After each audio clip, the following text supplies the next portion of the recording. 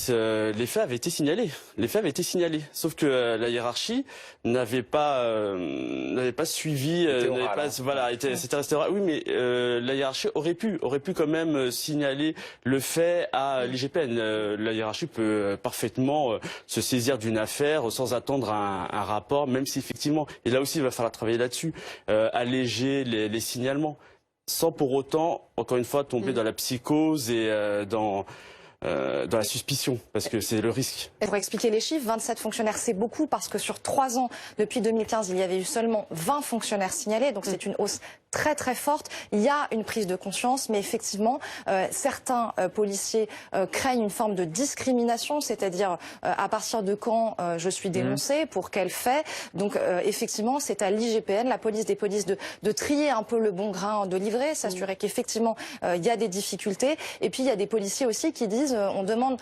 l'anonymisation, c'est-à-dire de pouvoir dénoncer un collègue sans que ça soit su. Et ça aussi, je sais que c'est pas le cas aujourd'hui. Non, c'est pas le cas actuellement.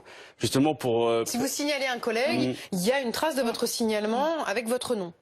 C'est pour ça qu'on demande souvent des rapports. Justement, un rapport, c'est vous mettez votre nom, votre matricule même.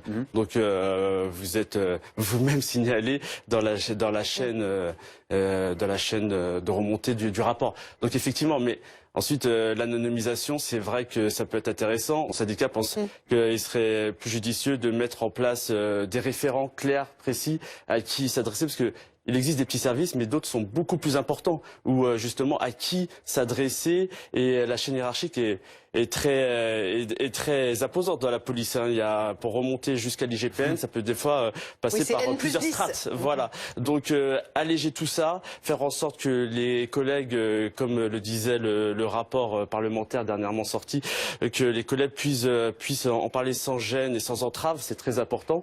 Mais qu'il y ait quand même des garde-fous pour qu'on ne tombe pas dans une dérive un peu macartiste.